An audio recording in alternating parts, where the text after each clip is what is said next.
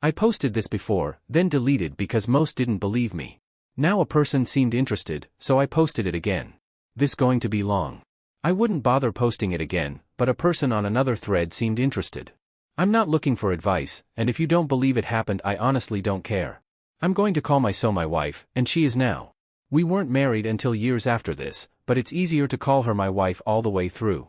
I'm not much of a writer, I apologize in advance. Just a little about me, I grew up in an island resort town on the coast of NJ. My parents divorced when I was 4, and my father raised me. I didn't really have a relationship with my mother. My grandfather has started buying rental properties in the area right after WW2, and he was very successful. My dad kept the business going and had set up a trust that included some money and a couple rentals to get me started, which I would get when I turned 25. I met my wife when we were 17 and it was early February. I was instantly crazy about her, and I believe she was crazy about me also. If not, she is the best actress ever. So, by the end of April, and against my father and her parents' advice and wishes, she moved in with me. I guess my dad didn't want to see us waste money renting, so he let us move into one of the rental houses. He figured it would be mine relatively soon anyway. Her parents didn't like me at all and gave her the choice, stay with them and cut it off with me, or they would cut contact with her. At 17 we were still both minors, but in less than a year we would both legally be adults anyway, so they basically disowned her. That's how 2 kids at 17 ended up living like married adults. At 17, and living in a beach town, as soon as the summer started we were going to beach parties, drinking etc. almost every night, surfing and water skiing during the day. One of the Orher kids at these parties was a guy I was friends with my whole life. Our fathers were friends their whole lives, and our grandfathers had been friends since before WW2. This guy I was friends with also happened to be her ex-boyfriend. They were over before she started seeing me. I will call this friend AP. At only 17 my wife and I didn't understand what it means to be an adult, and we started fighting. I'm not blaming her, it was as much my fault as hers. But being a naive kid, I still trusted her 100%. It never even entered my mind she might do something like she did. Anyway, in the last week of August while at a party I was pretty drunk and she came to ask if I minded if she went for a ride with AP. For some reason I still don't understand, I said okay. I think that ride is probably the first time she cheated, but honestly it's only a guess. After an hour, or a little more, reality hit, and I decided to walk home. When I got there they were both in the house. I totally freaked. Now AP is a big guy. Must be 6 feet 2 inches, over 200 pounds. But he's just a big marshmallow. I'm 5 feet 6 inches, at the time I was 165 pounds, but I was an athlete, and I always had a smart mouth, so I had a lot of experience. AP knew what was coming and beat it quick. We argued, but she swore nothing happened and I believed her. I don't know why I believed her, but I did. Then came the Friday before Labor Day weekend. I had gotten a job, just something to do for the coming winter. It can get boring in a beach town during the cold months. That Friday was my first day. I got up and went to work. While I was gone, she had AP, and probably at least one other person come over, pack her stuff and leave.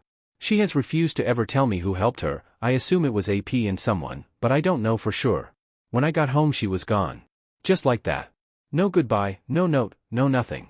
This of course was way before cell phones and email etc., so I had no way to contact her. I still don't know where they went. I can tell you I looked for them everywhere. I knew she must be with him, but they weren't at his house, not at her parents', not at any mutual friends that had their own place. I was devastated. I didn't hear anything all weekend, then Monday morning she called and asked if she could come home. Being afraid I would end up alone, I was just a stupid Niave kid, I said yes, and 2 hours later she walked in the door. She had nothing but what she was wearing, and I never saw any of her other things again. No idea what happened to it. And that's everything I know about her cheating then leaving. In 38 years she has never been willing to talk about it at all. If I try, to this day she shuts down, looks down at her lap and won't say a single word until I change the subject. Even though I wanted her, I knew I couldn't live with myself if I let them get away with what they did. So, I told her I was going to find AP and what would happen when I did. She didn't object. Her only condition was that if I was going to jump him, to just do it and not talk to him, or ask him questions. So that's what I did. I guess he figured once she was back it would be safe or go back to his parents. It wasn't. He ended up pretty beat up in the emergency room, and yes, I was arrested. My wife was there with bail and a lawyer almost as soon as I was charged. I would have ended up in pretty serious trouble, but my dad and his orants talked and everyone agreed that if I paid for the DR etc., and took an anger management class, AP would drop the charges. that was the last time I ever saw him. Honestly, if I saw him right now, after all these years, I'd do it again. That was my revenge on him, but she needed to understand what she did also. So, about a month later I revenge cheated with one of her friends. When I told her, the look on her face told me she understood the damage much better than she would have otherwise. I'd also instantly eliminated any feelings if emasculation or inadequacy in the bedroom. I know most people would say not to do that, or that I'm just as bad as her. That's complete nonsense. I never would have done it if she hadn't. She accepted my revenge affair, stayed with me, and to be really honest, since this all happened she has been as close to a perfect wife as anyone could be. There are things we do, or don't do though. She isn't going for a girls' night out. She isn't working in an office with opposite-sex coworkers or bosses. She isn't going on vacation by herself. I can, and do check her phone, email, and social media anytime I want. And if I ever find out any of them are password protected, I'm out. If you're thinking she has no choice but do these things, she does. Her parents left her in Hanoi to be totally independent. If we split she actually would have more than me. And we never had kids, so she doesn't need me. She stays because she wants to. I do the same things, I don't go out drinking etc. Although I self-medicated through my 20s and part of my 30s with alcohol. But I did it at home, not out at bars. All in all I would say we're pretty happy now, but I will say there hasn't been an hour that I haven't thought about what she did. And anger and resentment still pop up unexpectedly. In case you're wondering, if it happened today, I wouldn't even consider taking her back. So that's mostly what happened. Again, if anyone doesn't believe it, I don't care. Update 1. I'm dying, I feel like her leaving is happening again. I posted what my wife did, and how I responded etc. once, then deleted it because folks didn't believe, then reposted it because one person honestly seemed interested. Just a basic summary is we were living together at 17, 55 now, she cheated, left then came back. I never really got over it, and she hasn't really been more than a few miles away from me, for more than a couple hours since. If you want to know more, maybe you can read the post on my profile. I'm not sure if that's possible or not.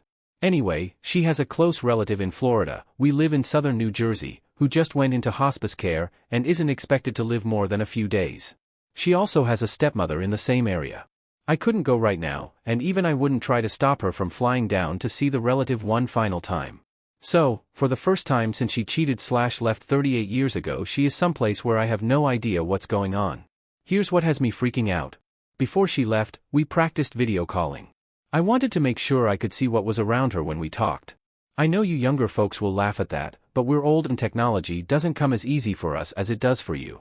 She promised to call when she got there. Instead of that, she only texted. I tried video calling, but she didn't answer. I thought maybe she was just finding her stepmother who she is staying with, and who is driving her to hospice etc. A few hours later she calls, but not a video call. I asked why, and she said her and her stepmother are getting ready to eat and she just called quick to say hello. I asked her to video call after they get done eating and she seems reluctant, but agrees. After we hang up, she calls right back, and is surprised I answered, saying she didn't mean to call, she dialed me. When we're hanging up I can hear her giggle and say something, but I couldn't make out what she said. Later that night she did video call, and she was at her stepmother. This morning she video called but said she probably wouldn't call again today because she would be with her relative, so it's 7 p.m. now, I haven't heard from her since 8 a.m. I don't even know when she's coming yet. Unfortunately right now I just can't take off and go to Florida, that's why she went alone to begin with, otherwise I would already be there to see what's going on. So, am I just being paranoid, or am I justified in thinking something isn't right?